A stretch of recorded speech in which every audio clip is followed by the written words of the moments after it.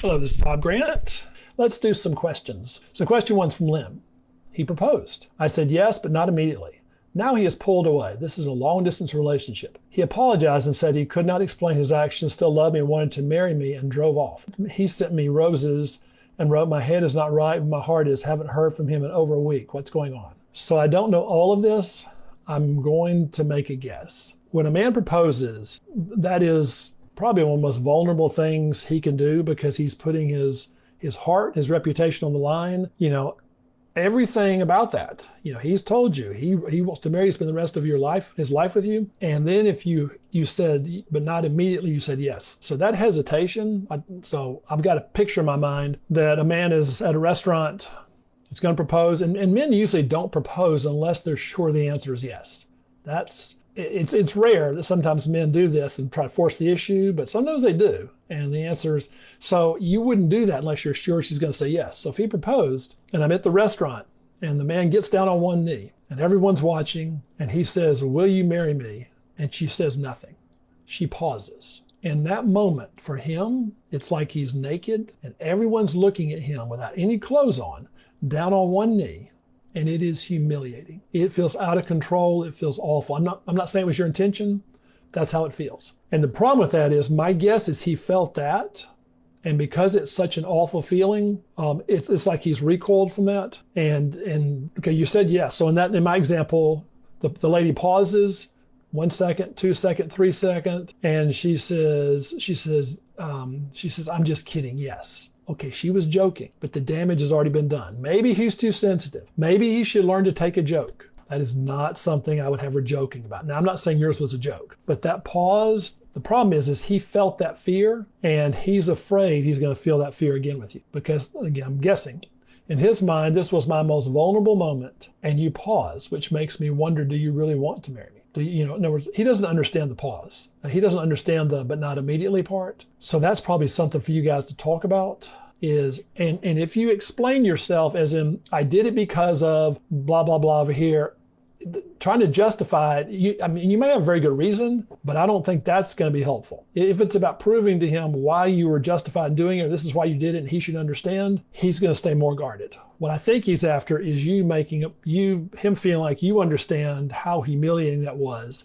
And you don't have to say, "I meant to humiliate you," but give him some idea as to why you hesitate. Is there some issue that's not resolved? Is there something that's not fixed that you need to address? Let's talk about that. But that's the why part. So I would reach out to him with that and have that conversation with him. And good luck with that. I'm not sure what happened, but I think it's fixable. All right, Inez says, "I realize I think a lot of my man. I'm super focused on him. When he will text, call, plan a date, thinking about a relationship, and that all the day, no matter what I do. I've been like that since the beginning of our relationship. How would you improve that?" So that's an internal thing, Inez, in the sense of usually when someone does that, man or woman, there's an anxiety or a fear that they're worried. I don't know what it would be, is that they're going to leave me or that they'll stop loving me, and they want a lot of reassurance. Now, it's not uncommon for some people to want more reassurance or more connection than others. I mean, that's not good or bad. But if I'm super focused on him when he will call, the problem you're right is the pressure that's going to put on him. And your question is, how would you improve that? So the first question, if you and I are talking on the phone, the question I'm asking is, do you want to improve it? You may think you should, but I could talk with you and we can go over things. But if part of you is like, nope, I just want to get him to call more and text more and plan dates more, okay, we can do that somewhat. But if we don't address whatever the underlying fear or concern is, it's going to come out another way.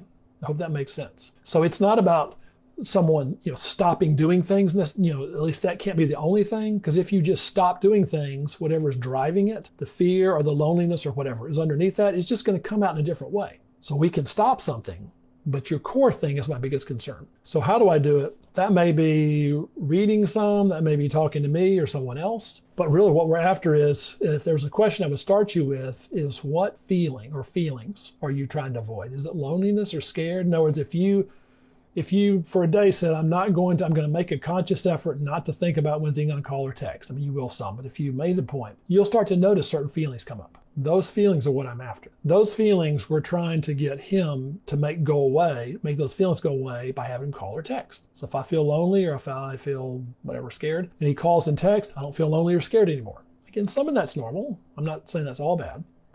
But I would take a look inside in the sense of, what am I trying to avoid? What am I avoiding by wanting him to do? What fear do I have about him? And with that fear, how much of that's me and where's it coming from versus how much of it's him? So from what I know of him, you've told me about him in the past, is it's not so much that he never texts or calls, it's that you like him to do more than he does. So that's what I would point you toward, is I would look toward inside with you. And if I can help, let me know. All right, thanks for joining us for this. It's lovely seeing everybody again. If you like this, be sure to click the like button, tell us.